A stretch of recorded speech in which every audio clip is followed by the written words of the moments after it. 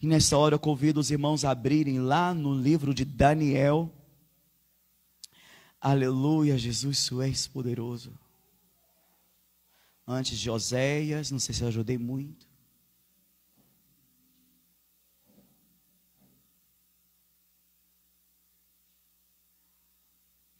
Aleluia.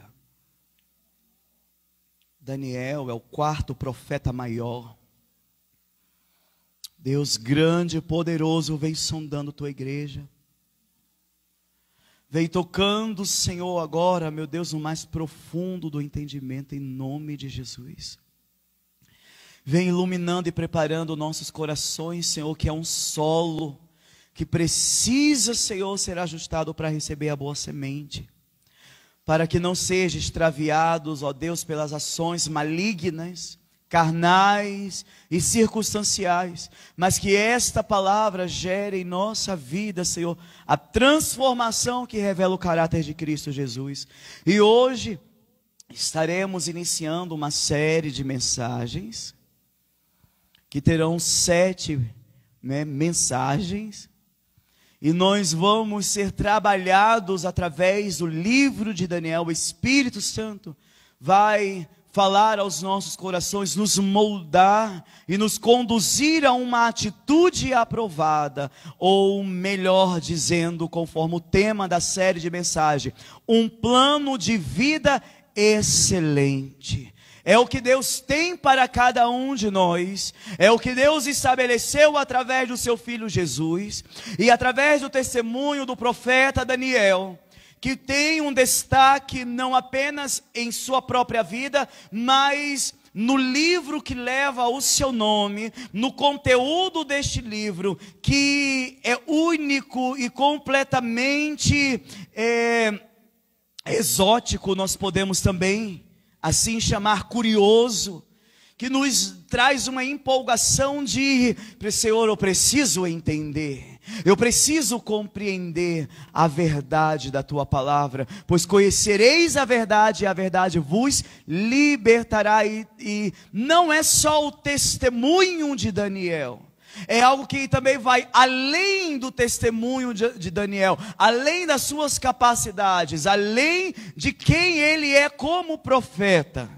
E nós vamos observar durante essa jornada de 7 mensagens da série Um Plano de Vida Excelente. E nós já podemos observar na vida de Daniel, no capítulo 6, versículo de número 3, que está aqui na tela, nós podemos observar como fica claro o destaque na vida de Daniel, quando diz assim a palavra do Senhor: então, o mesmo Daniel se distinguia desses príncipes e presidentes, porque nele havia um espírito excelente. E eu quero chamar a atenção para a palavra espírito, que está com letra maiúscula ou minúscula? Minúscula. Espírito excelente. E o rei pensava constituí-lo sobre todo o reino. Isso daqui é um momento, um contexto que nós vamos chegar nesse contexto ainda. Não vou falar ainda do contexto do capítulo 6, nós vamos iniciar pelo capítulo número 1. Mas esse versículo é uma chave importante hermenêutica para entender que há um diferencial na vida de Daniel. Para ver que há um destaque irrefutável na vida de Daniel, que não vem por meios de privilégios, confortos banais e fáceis,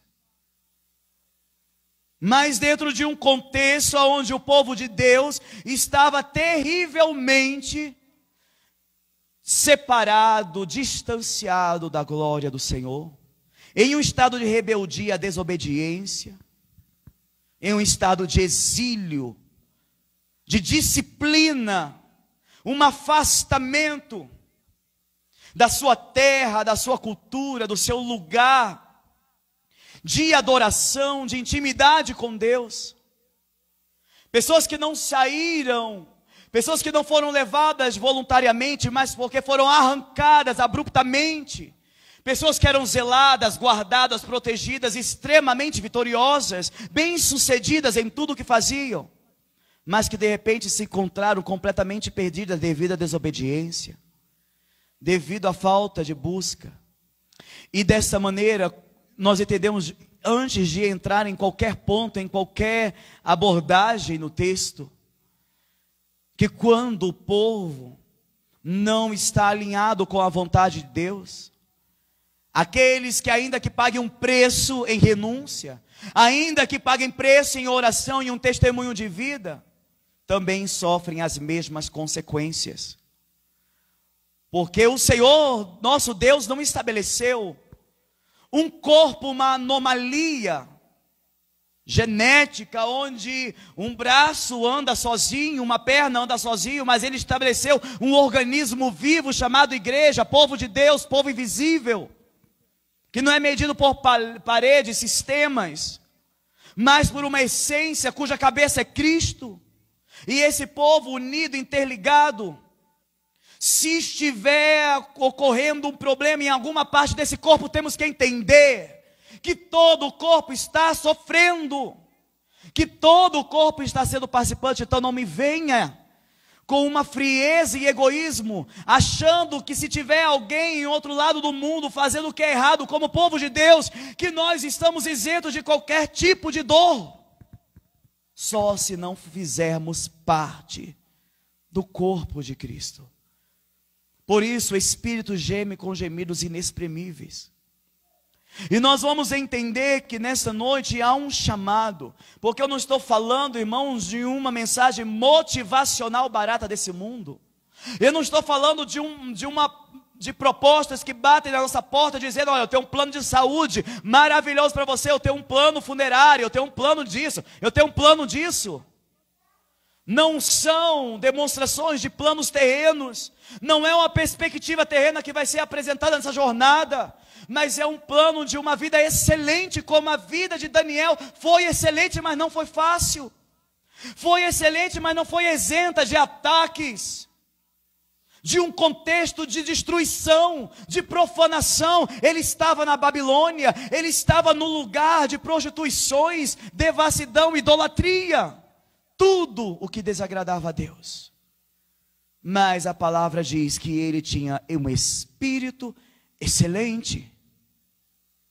E quando a palavra usa esse diferencial para o nosso entendimento da palavra espírito com letra maiúscula ou minúscula, quando as escrituras, nossas traduções, nossas impressões, vêm com a letra maiúscula, Espírito está se referindo ao Espírito Santo de Deus. Está falando sobre a ação divina. Quando vem Espírito em letra minúscula, está falando sobre o espírito humano. Está falando sobre a parte do nosso ser, aonde se comunica com Deus, mas é o nosso espírito, que o homem natural, o homem sem Deus, o homem sem se converter, o seu espírito está morto. E quando nos convertemos a Jesus, aceitamos Jesus como Senhor e Salvador e seguimos a sua palavra, o nosso espírito é ressuscitado. Então nós começamos a ter um estilo de vida e impulsos, somos atraídos por coisas que antes não nos atraíam, como a glória de Deus, o temor ao Senhor, a santidade, a comunhão com Deus e com os irmãos. E desta forma nós vamos entrar na nossa série de mensagem, mas na primeira mensagem dessa série, onde nós vamos ver 7 princípios para uma vida excelente. 7 princípios para uma vida excelente. Então acompanhe, lembrando que toda essa mensagem vai estar cada uma delas lá no nosso aplicativo.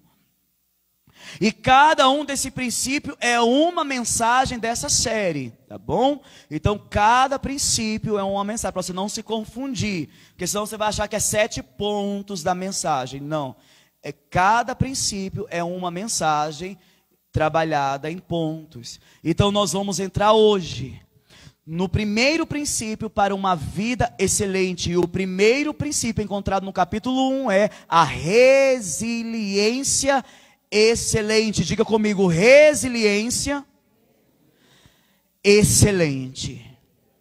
Vamos entender uma coisa muito importante. Primeiramente, a palavra de Deus nunca nos dá atributos, nunca nos dá detalhes para passar despercebidos. E uma palavra muda tudo dentro de uma conversação, dentro de uma circunstância. Uma palavra pode fazer toda a diferença. Vou te dar um exemplo disso. Quando você, digamos, se coloque, nesse lugar, vai contratar uma pessoa para algum tipo de serviço na sua casa. Olha, eu preciso de uma pessoa para executar um serviço na minha casa, um conserto na área de encanação, por exemplo.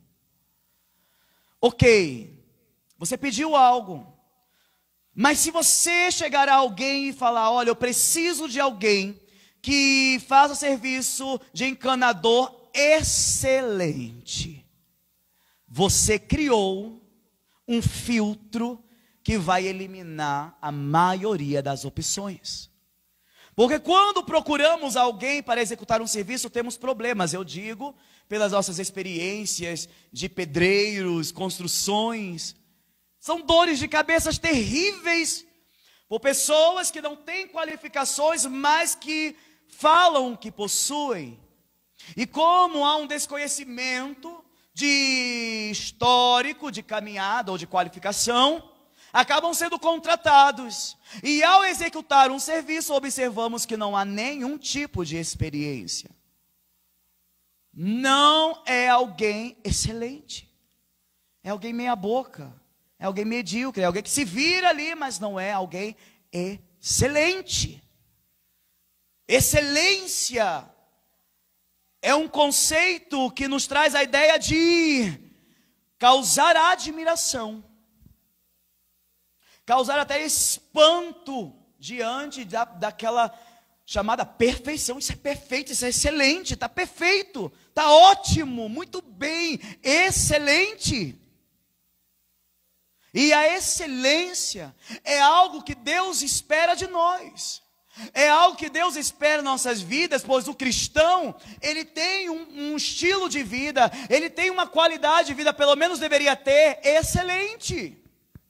Ele deveria ter um destaque que o diferencia de tudo à sua volta. Ele não poderia estar no meio do mundo e ser confundido com o mundo, porque ele é luz do mundo, ele é sal da terra, ele é um diferencial. Mas será que eu penso assim sobre a minha vida com Deus? Será que eu caminho assim? Será que eu tenho uma expectativa de vida como um cristão, buscando um patamar de excelência? Daí começamos a entender a importância dessa série de mensagens. De nos questionarmos por que eu não me preocupo com a excelência da minha vida cristã, com a excelência do meu testemunho, com a excelência de Deus habitando em mim.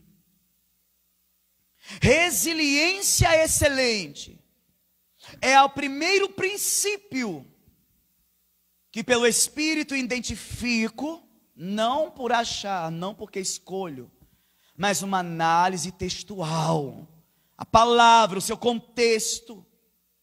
E o capítulo 1 não deixa espaço, o contexto de Daniel, o contexto do povo de Deus não nos deixa espaço para ficar inventando firulas motivacionais, aonde você vai vencer, vai ser um testemunho, vai ser um cristão poderoso em Deus, sem nenhum esforço, sem nenhum trabalhar, sem nenhum renunciar. Se um cristão caminha na presença de Jesus, sem entender o que é resiliência em seu significado, seu termo? Resiliência é resistência. É a capacidade de resistir ao problema. É a capacidade de resistir à dor. Está doendo e você suporta. Está doendo e você suporta mais ainda. E vários fatores da vivência, do histórico de vida, fatores emocionais, psicológicos, te fazem ter uma resiliência cada vez maior. Jesus Cristo, a maior expressão de resiliência que nós nos inspiramos pelo Espírito Santo a vivermos, porque Ele tudo suportou e disse: no mundo tereis aflições, mas tende bom ânimo, porque eu venci o mundo. Ou seja, vai doer, vai ter aflição, mas se alegra, resiste, persevera, eu venci, você vai vencer também. Porque se você está em mim, você vai fazer como eu fiz. Jesus parte do princípio que aquele que o segue quer ser semelhante a ele, vai se comportar como ele, vai pensar como ele, vai falar como ele. Logo é inevitável, você vai vencer como ele. Amém?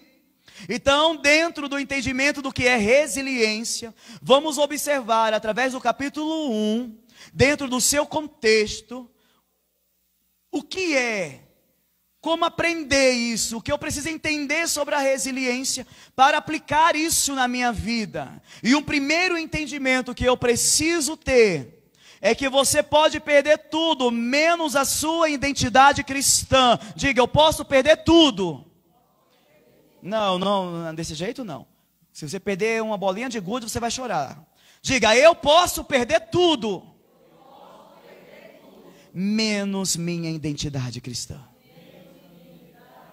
Exatamente. Nós estamos falando de um povo que, devido à sua desobediência, está sofrendo um castigo, está sofrendo uma penalidade, está sofrendo uma disciplina de Deus, aonde o Senhor permitiu que eles fossem cativos, levados para a Babilônia. E o rei Nabucodonosor, ele levou jovens, e não jovens qualquer, ele tinha uma expectativa, porque o mundo tem uma expectativa, o mundo tem uma seleção, o mundo tem uma qualificação, o mundo tem um selo chamado Inmetro, por exemplo, que vai passar por um padrão de qualidade. E Nabucodonosor queria uns jovens para servir. Nabucodonosor queria jovens qualificados, inteligentes, saudáveis, bonitos, para servi-lo. E foi separado no meio daqueles que foram arrancados da sua terra, arrancados da sua cultura, arrancados do seu cotidiano, arrancados da sua adoração, arrancados da sua terra máter, para viver em uma terra completamente desconhecida, com um povo desconhecido, servindo a alguém desconhecido e completamente profano, com princípios completamente avessos a Deus, contrários. E no meio disso, Daniel, ele sempre foi excelente. Daniel e os seus amigos também foram excelentes. O destaque que eles têm em toda a parte histórica do livro de Daniel, porque o livro de Daniel é dividido em dois tipos de categoria: tem história e tem área profética. É o único livro que é colocado na mesma categoria que Apocalipse, é o livro de Daniel. E no livro de Daniel nós vamos encontrar o seu testemunho de qualificação, mostrando que ele sim era inteligente, mostrando que era um jovem com muitos atributos, era um jovem que, quando foi selecionado, ele passou já por uma peneira, mostrando que ele se destacava entre os outros. Mas isso aqui no campo terreno ainda, porque o espírito que estava nele era de excelência. Mas não é porque ele ganhou um presente, não é porque algo desceu sobre ele e ele se tornou extremo, não. É porque ele desenvolvia responsabilidade, ele desenvolvia uma expectativa de vida em relação a Deus e às circunstâncias que o faziam diferente. Ele tinha um comportamento diferente, atitudes diferentes dos demais. E nós vamos ver isso no decorrer, porque às vezes eu quero resultados diferentes, resultados bons, produtivos, mas sem atitudes, sem mudança de atitude. E isso é irracional. Eu quero manter o mesmo padrão de vida, as mesmas escolhas, o mesmo pensamento, os mesmos falatórios, mas fico falando que vou ter resultados extremamente diferentes. Observe nesse momento que quando nós falamos sobre identidade cristã, era isso que estava em jogo primeiramente na vida de Daniel. Porque nós vamos observar aqui no texto, eu não vou ler todo o texto, nós vamos nos pontos específicos, depois os irmãos podem ler com mais calma, no versículo número 7. A palavra diz: o chefe dos eunucos lhes pôs outros nomes, a saber, a Daniel de Beltesazar, Ananias o de Sadraque, e Misael o de Mesaque, e a Azarias de Abednego. A primeira coisa que foi feita com eles foi mudar o nome deles. Porque isso era uma prática que já existia dentro da cultura judaica e dos povos vizinhos. Porque quando a gente muda o nome de alguém dentro daquela cultura, nós estamos querendo, primeiro, qual é o objetivo da mudança de nome? Apagar o passado que eles tinham. Esqueça do teu passado, esqueça de tudo que você aprendeu, esqueça de tudo que você era. Com este novo nome você está buscando ser. Agora você vai ser uma nova pessoa, com novos princípios, com novas tendências, vai se submeter a novas ordens. Seu nome agora é outro. Seu nome agora é Beltesazar. Daniel, ele perdeu sua terra, sim. Ele perdeu a referência da sua cultura, onde ele estava confortavelmente presente. Ele perdeu a referência da convivência com seus irmãos. Mas ele não perdeu sua identidade. Ele não perdeu quem ele era. O nome de Daniel, ele vem por uma divisão, onde tem o prefixo Dan, e Dan está apontando para a tribo de Dan. A tribo de Dan é a tribo que mostra que eram as tribos dos juízes. Era da tribo de Dan que partiram os juízes. E El significa Deus no singular. Mas El também aponta para Elohim, Deus, no plural, na majestade de Deus. Então, quando eu pego Dan, que significa justiça, quando eu pego El, que significa Deus, o significado do nome Daniel é: Deus é a minha justiça. E quando nós vamos observar em todo o histórico do livro, e toda essa jornada é uma jornada de justiça de Deus. O contexto aqui era um contexto onde Deus estava exercendo justiça sobre o seu povo que estava em pecado. O nome de Daniel comunicava a sua missão, comunicava o chamado de Deus, comunicava a sua identidade profética. Porque quando nós vamos para a parte profética do livro, ele profetiza os últimos dias. Ele profetiza o julgamento das nações. Ele profetiza a vinda do anticristo. Ele profetiza, antes da vinda do anticristo, a vinda do Messias. Ele anuncia o Messias exercendo justiça. O nome era extremamente importante. Não é hoje como os nomes que se repetem. Nomes hoje não têm significado. Não tem peso quando se fala o nome de alguém, principalmente na geração que estamos vivendo. Mas dentro da cultura oriental era completamente diferente. Seu nome foi mudado para Beltesazar. E o significado do nome Beltesazar, que é completamente oposto, significa que o Deus Bel proteja o rei, ou o príncipe de Bel. Bel é uma entidade pagã. Bel é um espírito demoníaco que era adorado como Deus, que era adorado por Nabucodonosor e por aquele povo que tinha uma adoração politeísta a vários deuses. E neste caso, o nome que deram a Daniel foi um nome associado a um deus de ocultismo.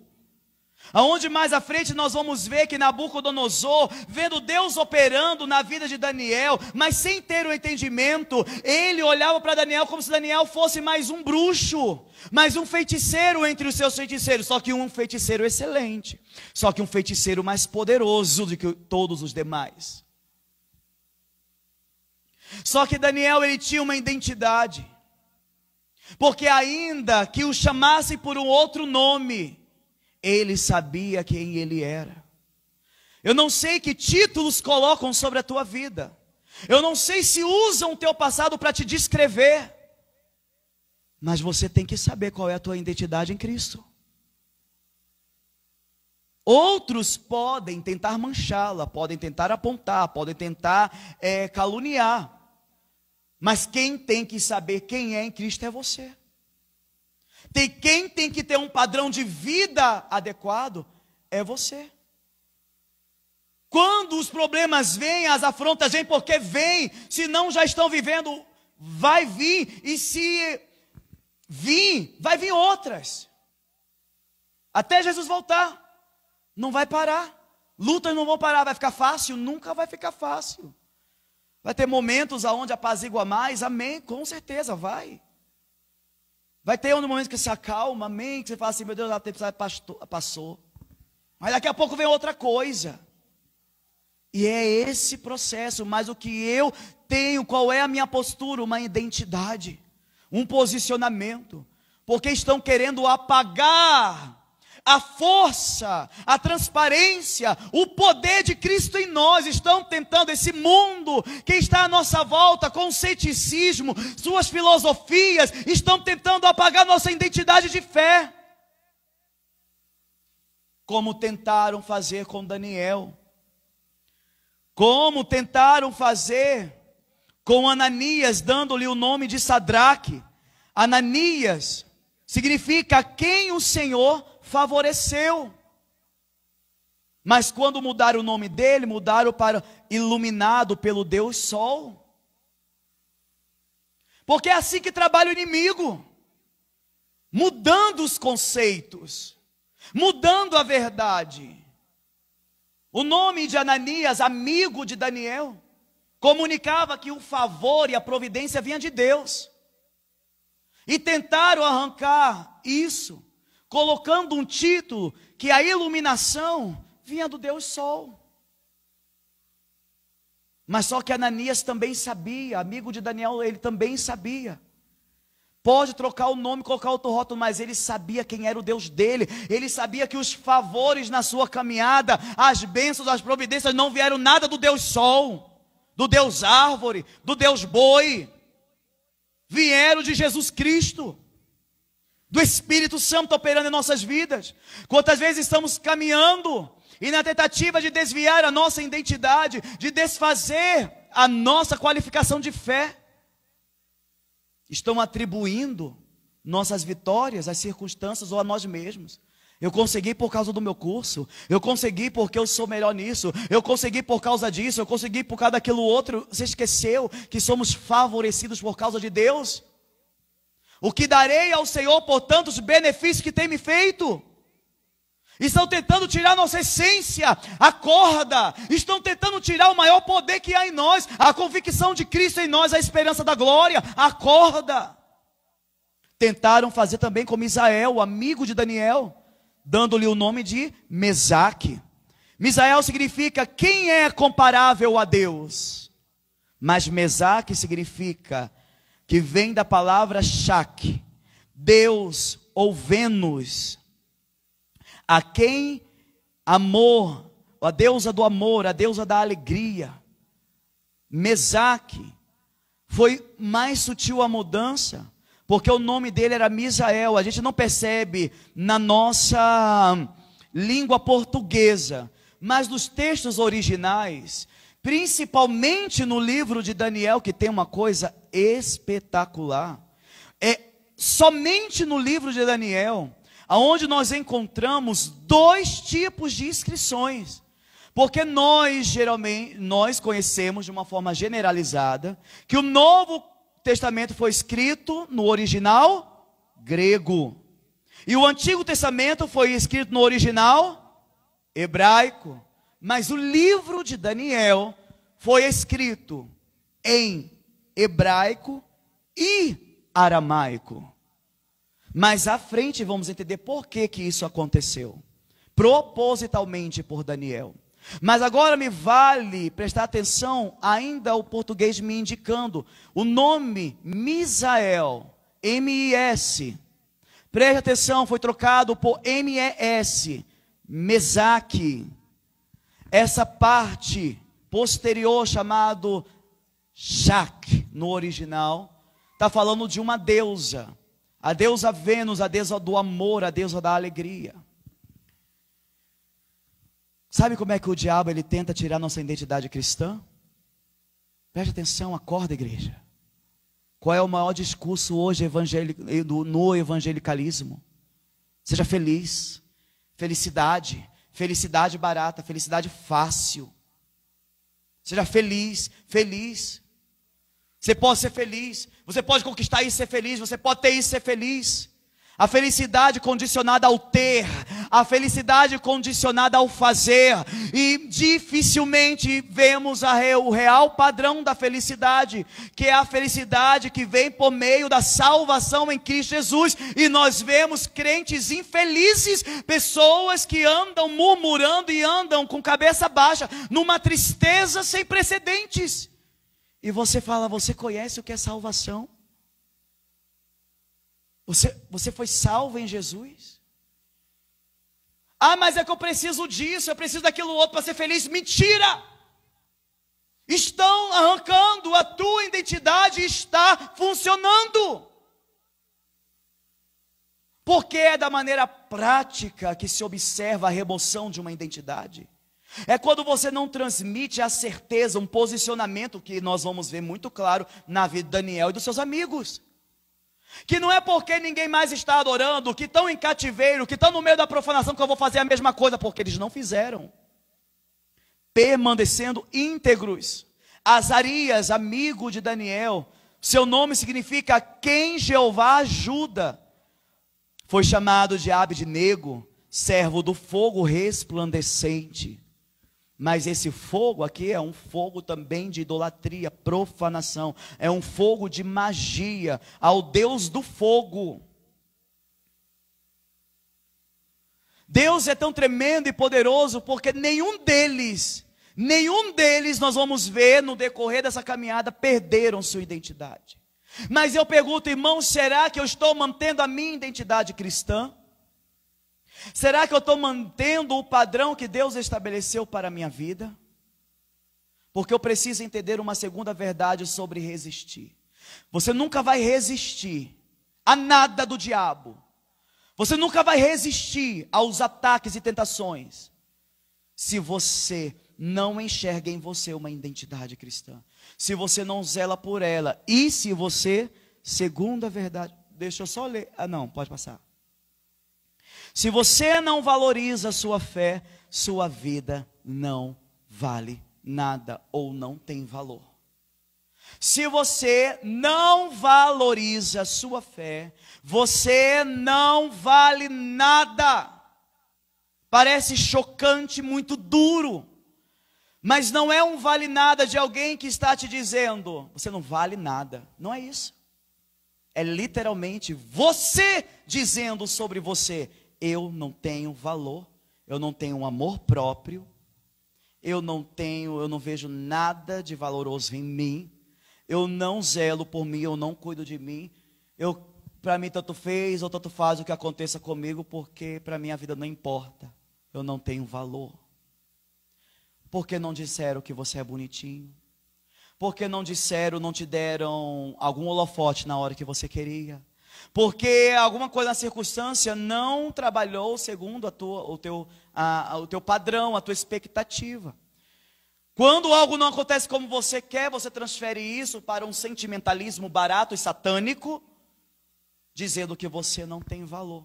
Agora, qual é a base dessa doença emocional e desse câncer psicológico? Qual é a base dessa ferida? Você não valoriza a sua fé. você vê a sua fé como algo qualquer. Você vê a sua fé como algo natural. Você não enxerga ela como o maior potencial que esse mundo nunca viu para fazer qualquer coisa acontecer. Não dentro de parâmetros egoístas, mas dentro de um parâmetro onde você pode mudar toda a tua realidade daqueles que estão à tua volta, pela fé que existe no teu coração. Entenda isso, aqui no versículo de número 8, resolveu Daniel firmemente não contaminar-se com as finas iguarias do rei, nem com o vinho que ele bebia. Então pediu ao chefe dos eunucos que lhe permitisse não contaminar-se. O rei queria ser servido, Nabucodonosor, pelos melhores. Ele queria os melhores súditos, os mais capacitados, os mais saudáveis e fortes, para todos os trabalhos e trabalhos de alto escalão.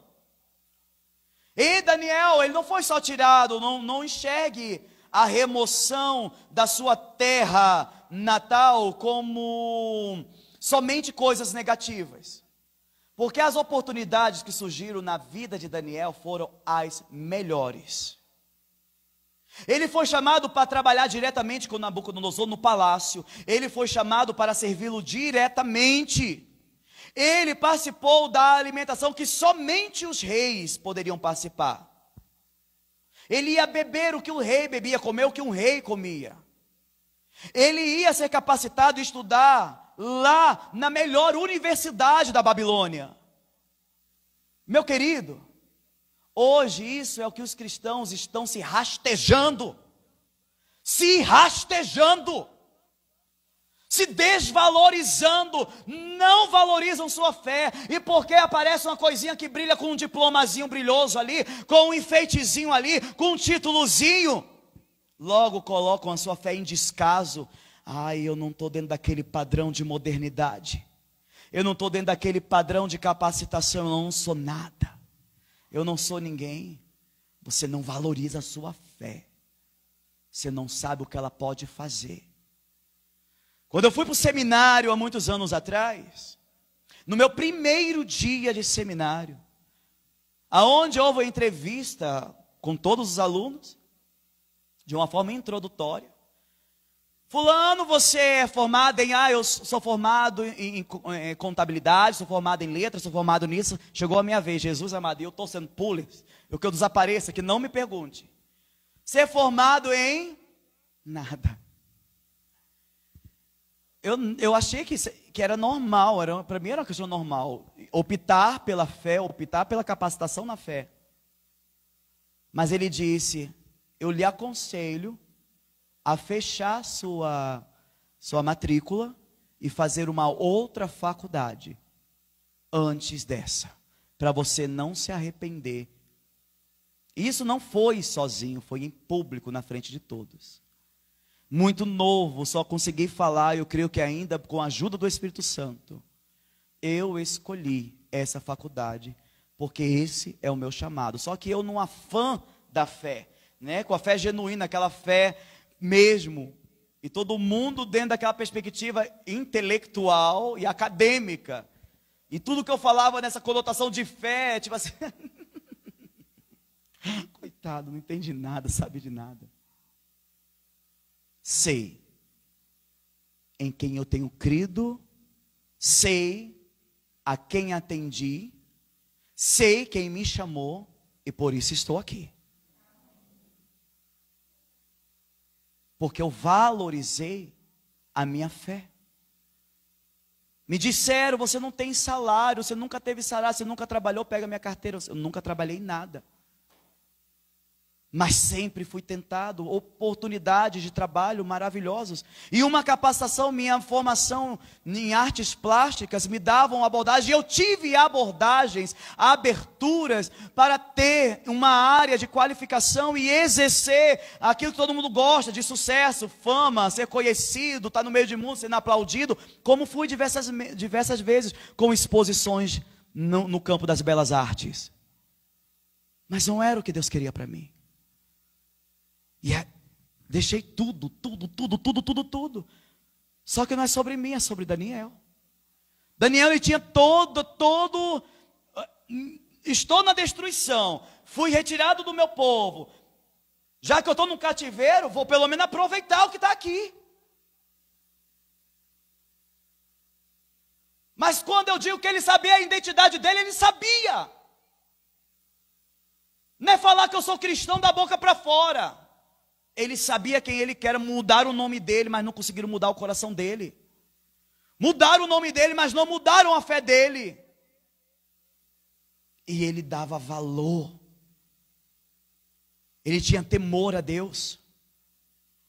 E por causa desse temor ele disse, olha, eu não vou comer isso. Eu não vou entrar aqui nas leis ritualísticas e cerimoniais, aqui no Antigo Testamento e Deuteronômio, porque é vasta. Mas a comida na Babilônia, como em outros povos, a comida não é como a nossa não, irmãos. Que a gente vai lá, faz a comida, chega na casa de uma pessoa que eles conhecem, come. Naquele período, no contexto histórico, comer estava atrelado à fé, estava atrelado a algo espiritual. E se não fosse de Deus, seria a ídolos, que eram sacrificados. Aquela comida era oferecida. Que a gente pensa que é porque Daniel não gostava de comer coisa boa, ou porque estava com um problema, era o tipo de comida, não, era porque aquilo ali estava associado à idolatria.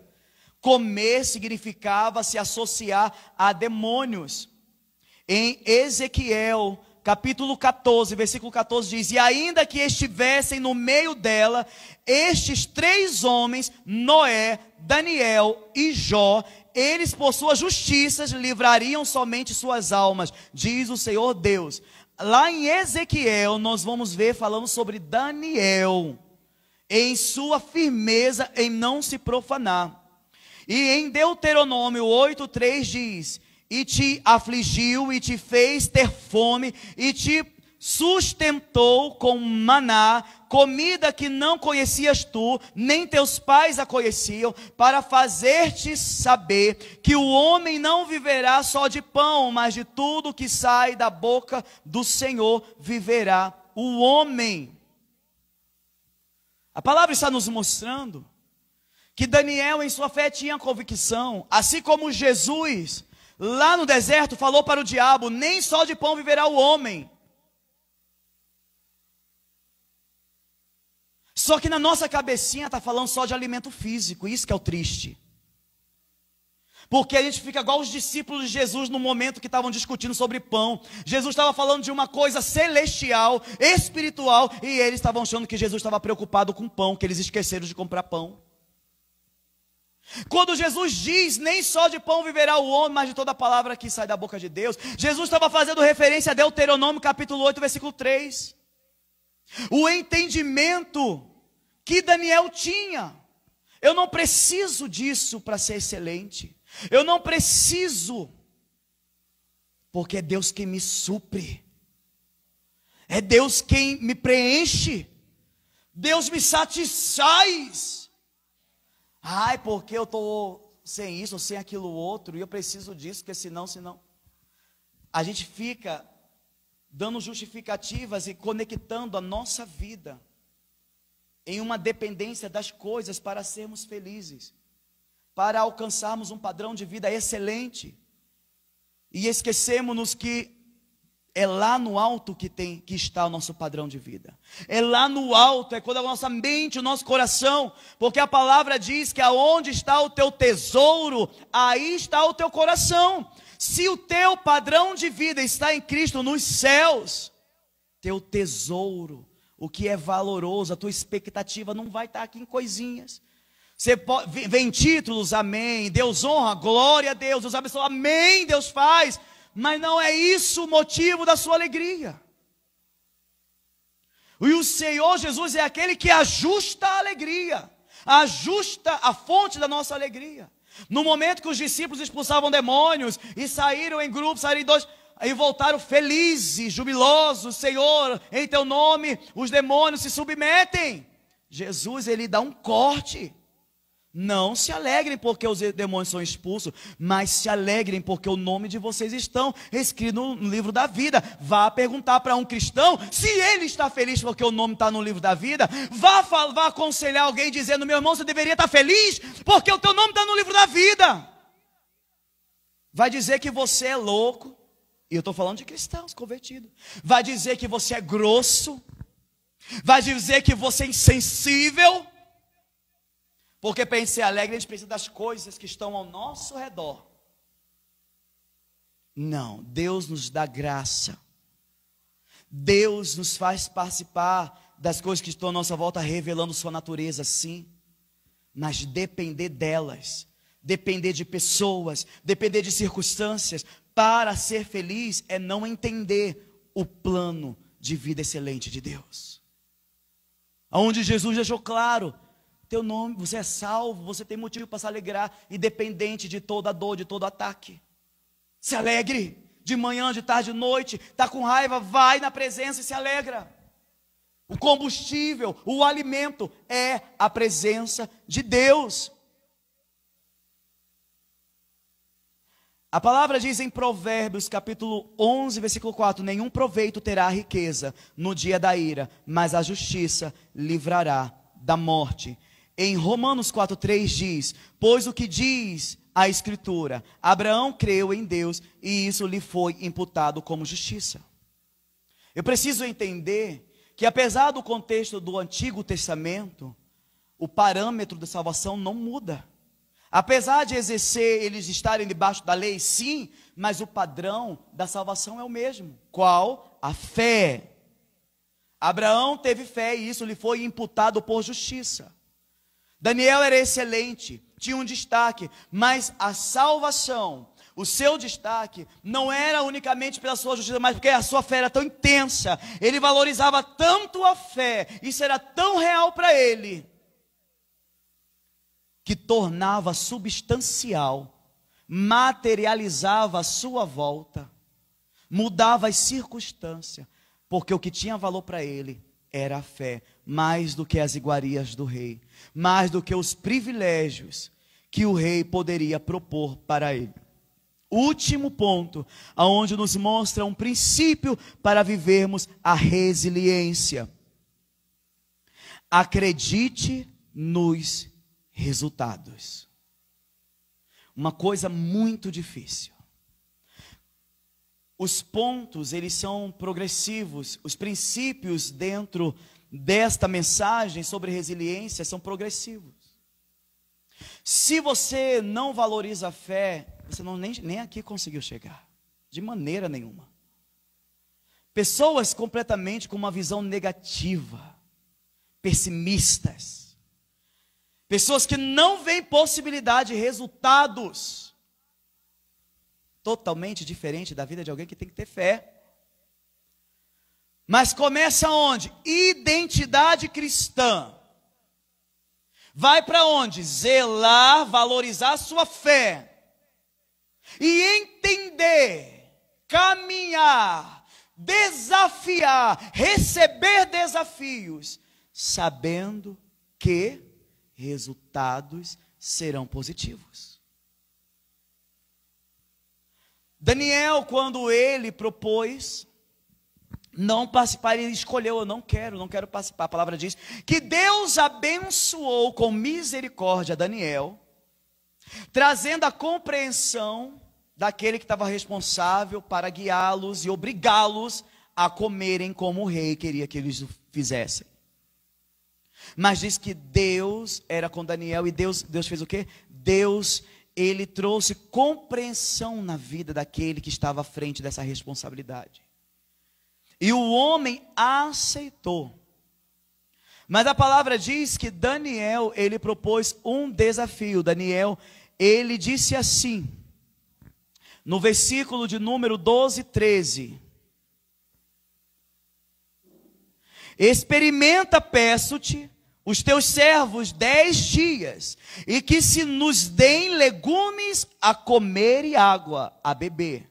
Então se veja diante de ti a nossa aparência e a dos jovens que comem das finas iguarias do rei. E segundo vires, age com os teus servos.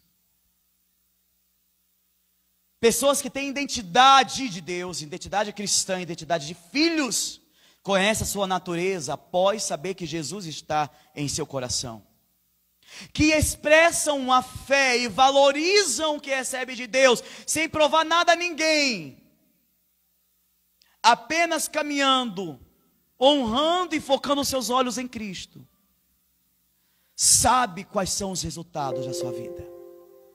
Jesus disse, pelos frutos conhecereis. Conhecereis as árvores pelos seus frutos. E as árvores somos nós cristãos, ou aqueles que se dizem cristãos. Esse parâmetro está caindo em desuso, porque terrível é olhar para os frutos. Terrível é usar o parâmetro dos frutos. Serviu para Jesus, para o ensino de Jesus. Mas ele orientou a igreja a conhecer pelos frutos. E Daniel disse, me experimenta, nos experimenta, porque os amigos de Daniel, lembra que eles também mantiveram a identidade cristã deles? Que eles não esqueceram, eles não comeram. Eles não comeram, não participaram das iguarias. Venha, após 10 dias, e nos compare com aqueles que comeram as iguarias para ficar forte, que precisavam comer tudo aquilo para manter um padrão como os demais, uma comida de qualidade dada aos reis. Nós vamos ficar com legumes. No original são cereais, tudo que vem da semente, cereais e água. E nos compara. Olha o que acontece quando há comparação. Então se veja diante de ti a nossa aparência, versículo 13, e da dos jovens que comem as finas iguarias do rei, segundo vires haja com teus servos. Ele atendeu-os e os experimentou 10 dias. No fim dos 10 dias, a sua aparência era melhor. Estavam eles mais robustos do que todos os jovens que comiam das finas iguarias do rei. Com isto o cozinheiro-chefe tirou deles as finas iguarias e o vinho que deviam beber, e lhes dava legumes. Ora, a estes 4 jovens Deus deu conhecimento, a inteligência e toda a cultura, a sabedoria. Mas a Daniel deu inteligência de todas as visões e sonhos. Tem momento nas nossas vidas, isso aqui não é um conhecimento teórico, estático. Isso aqui acontece na vida de todo cristão. Chega o momento onde verdadeiramente a tua identidade é provada, aonde Deus permite circunstâncias. E você tem que saber falar da tua identidade, porque a tua identidade passa a ser Jesus em mim. Cristo em mim é a esperança da glória, de declarar a palavra. Não mais vivo eu, mas Cristo vive em mim.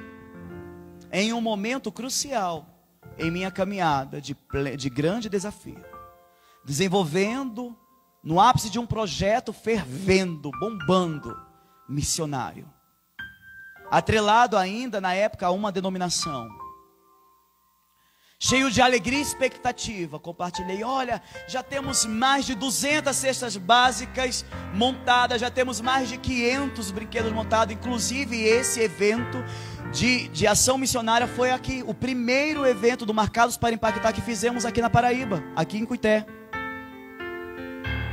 Naquele período, eu tinha que mover no Senhor, porque a igreja tinha dito que não daria R$1 para ajudar, disse isso mesmo em reunião. Pode fazer, mas nós não damos R$1 para ajudar. Eu disse, ok, eu só quero a permissão para fazer. No meio de um culto de oração, a igreja cheia, eu disse, já temos isso, não tínhamos o ônibus. Aí eu compartilhei a igreja. Eu saí de manhã e disse, Senhor, eu não volto para casa enquanto não conseguir um ônibus. Solicitei 3 empresas, os orçamentos eram altíssimos.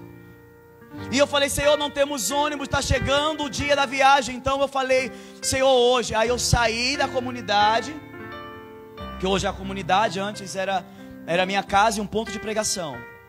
Eu falei, irmãos, olha, eu não volto para casa. Um monte de adolescentes que eu cuidava. Eu disse, eu não volto para casa enquanto... Hoje eu vou, só venho se eu conseguir o ônibus. Não tinha nada, apenas a fé que eu tanto valorizava. E saí, lá vai eu. Ria e chorava. Ria porque eu sentia uma paz. Eu falava, eu vou achar esse ônibus. E chorava porque eu dizia, eu estou doido. Eu cheguei no ápice da loucura.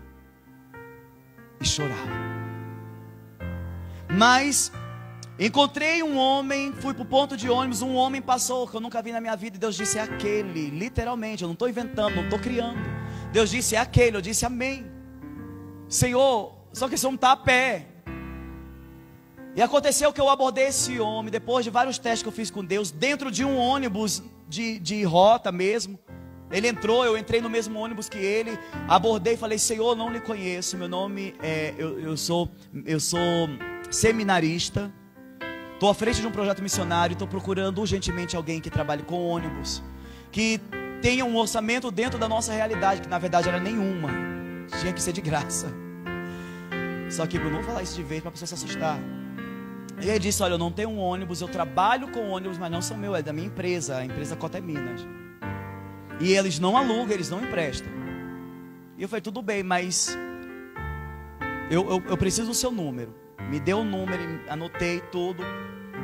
Passei o dia já feliz, vibrando, alegria. Só que eu não tinha nada, certo? Ele não me disse nada, eu não tinha certeza nenhuma, mas eu sabia que aconteceu. E eu sabia que já tinha acontecido. Eu fui para o seminário vibrando. Voltei do seminário 11 horas da noite, dentro do ônibus. Chegava a dar 11h30, meia-noite, que era a hora que eu chegava naquela escuridão lá em Mangabeira. Saltei do ônibus, vibrando de alegria, porque eu já jurava que eu já sabia que eu estava com o ônibus. E eu telefonei para o homem.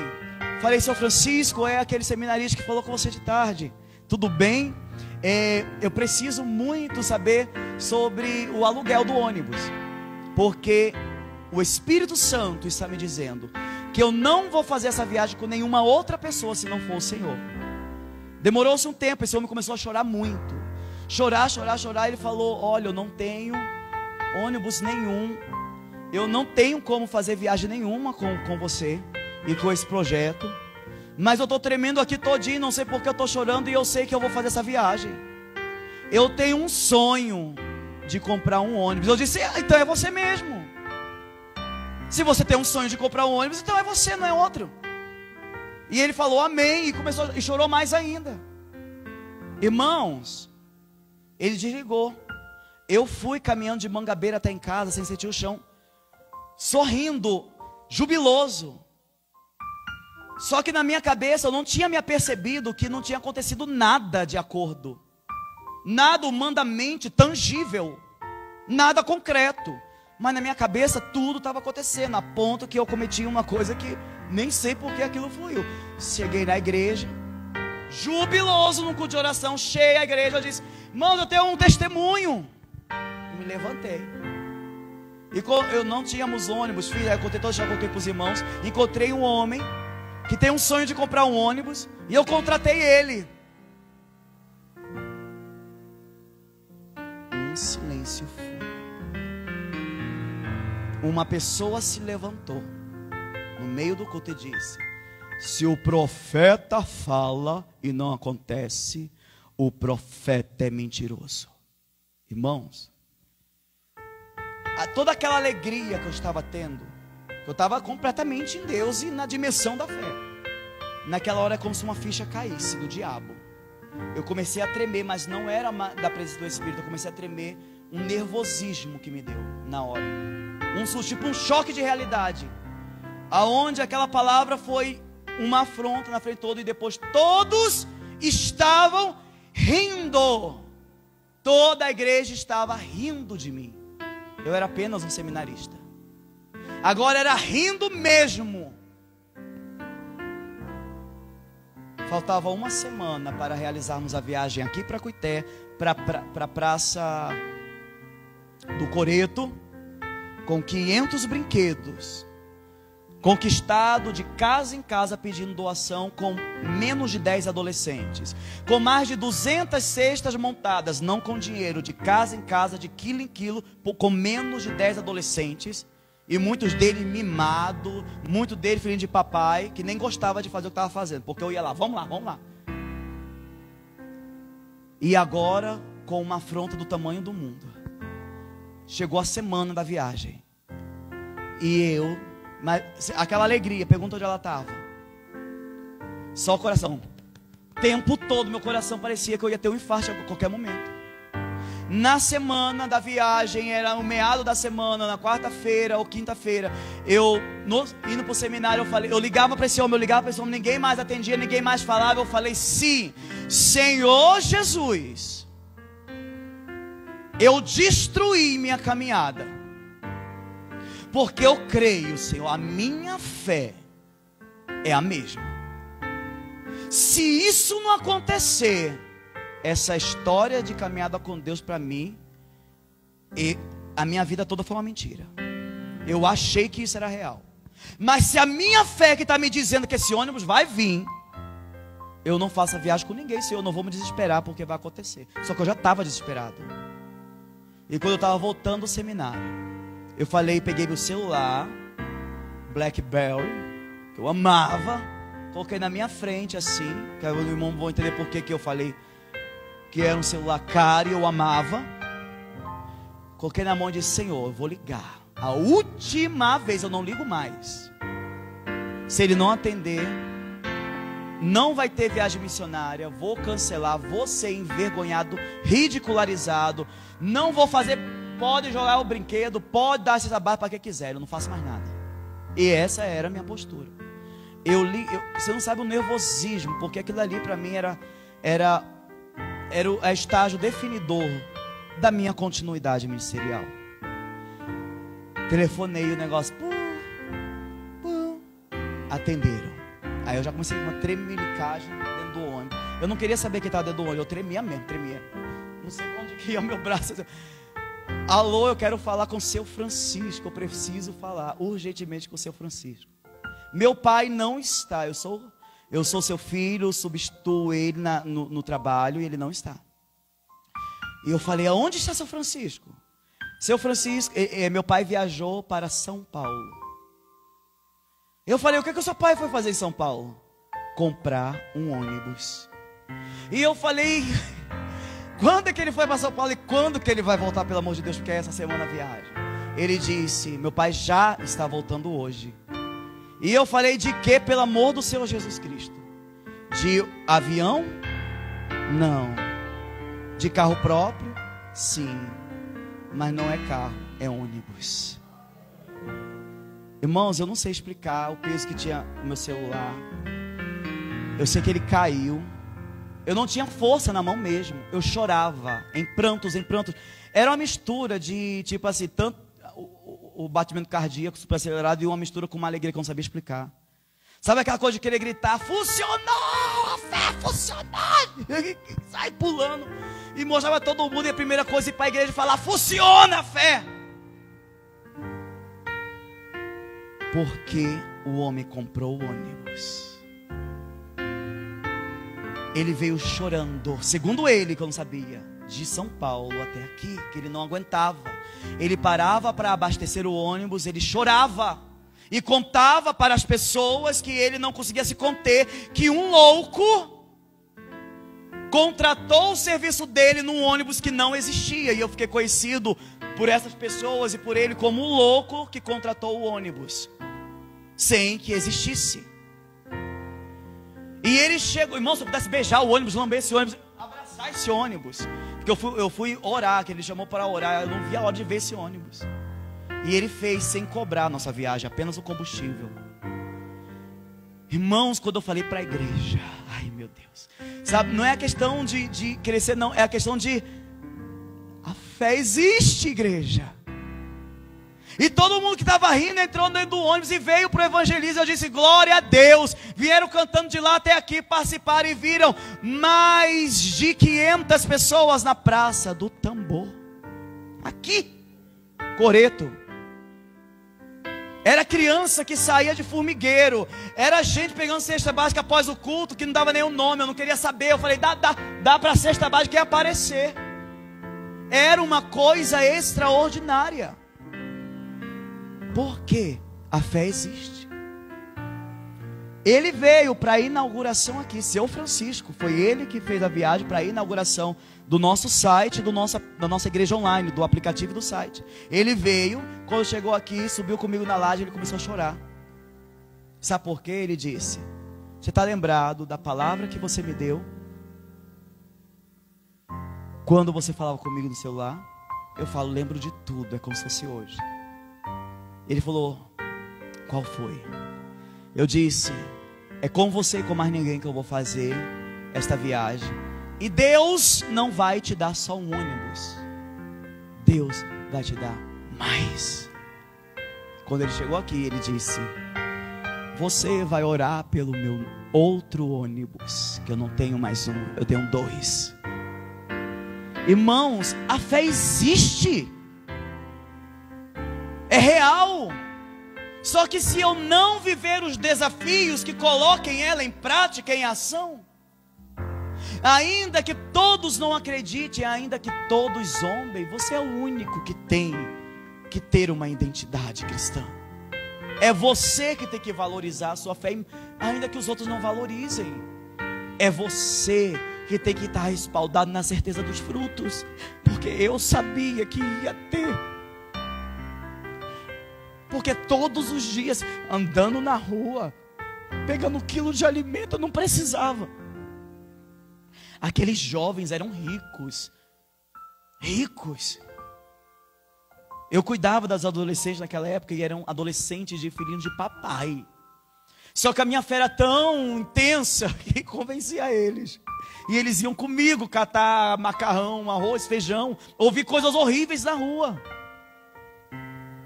E aquilo que começou numa praça, que para muitos não fez sentido, como eu ouvi, que aquilo não valia, eu ouvi da igreja, olha, distribuir cesta básica não tem sentido, e hoje nós estamos vivendo o que aqui?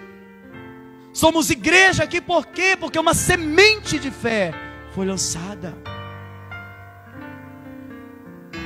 Porque tem valor a tua fé.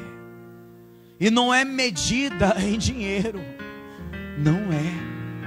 É uma árvore que quando brota as folhas não caem, tudo quanto fizer prosperará. Que os resultados são reais se você crê que são reais. Olha aqui, você acha que eu esperava por isso, que ia acontecer aqui? Eu não tinha menor, eu não sabia, agora eu sabia que ia dar certo. Eu sabia que ia gerar frutos, milagres. Como nós temos aqui, sabe? Como nós somos conhecidos por qualquer pessoa. Muitos sabem, o Wilson Filho. Somos conhecidos pela igreja onde o Wilson Filho foi curado de diabetes tipo 1. Cientificamente improvável. Sabe onde eu estive recentemente? Na casa da família dele. E aonde eu passo, ele é uma referência do grande poder de Deus. Da criança com ossos de vidro, que era impossível, um toque aqui, os ossos dela esfarelavam, que era igual farinha. E esse menino corre para todos os lados, cai, a mãe diz que ele cai na escola, mas não sei o que, não quebra mais nada. O que é isso, irmãos? Se não são os frutos do penoso trabalho de Jesus. Não abandone a tua identidade cristã. Valorize a sua fé. Valorize. Sabe por quê? Porque se você não valorizar, você vai vender a sua fé, vender a sua vida por qualquer coisinha, por um título. Eu vou abandonar porque eu tenho que fazer esse curso primeiro. Porque eu tenho que trabalhar nisso, então não vou ter tempo mais para adorar o Senhor. Valorize. Valorize. Seja real a fé, e os frutos vão brotar. Porque frutos não são controlados. Frutos não são determinados pela tua vontade. Se a árvore é saudável, se a árvore está firmada junto ao ribeiro de água, os frutos brotam no tempo certo. Como diz o salmista, na estação certa, os frutos vão brotar. Feche seus olhos nesse momento. Deus glorioso e poderoso, Senhor, eu te louvo por tudo tudo que tu tens feito, por tudo que tu és. Tu estás muito além de tudo que pedimos ou pensamos. Deus poderoso, o Senhor nos ensina e nos chama a um plano de vida, ai Senhor, excelente. A vivemos a excelência não pela grandeza pessoal, atributos unicamente naturais, não, mas porque o Senhor usa quem somos, o que temos, nos preenche na simplicidade, sendo excelente. Seja ao varrer o templo da igreja do Senhor, seja, meu Deus, a limpar algo, a servir, a dar um copo de água para um irmão, seja orar por alguém, visitar alguém, seja orar lá no meu quarto, pela vida da igreja, mas que aquilo que eu faça com excelência, e a excelência vem do reconhecer a minha identidade cristã, meu chamado, Senhor, a excelência vem de valorizar a fé e saber que ela é o maior instrumento, ainda que eu não tenha, Senhor, outras capacitações, ainda que diga que eu não presto, que eu não sirvo, porque o meu passado, Senhor, se tornou aos olhos de muito, nas mãos de muito, uma arma para atacar, ainda que eu não veja frutos, abra meus olhos para que eu possa ver o que o Senhor está fazendo, que vale a pena te seguir, vale a pena estar na tua presença. Espírito Santo, continua operando através da tua palavra, e que essa série de mensagens, ao chegar em cada coração, em cada casa, oh meu Deus, toca Jesus, para que filhos e filhas comecem a desenvolver uma vida excelente, em nome de Jesus, amém, amém. Louvado seja o nome.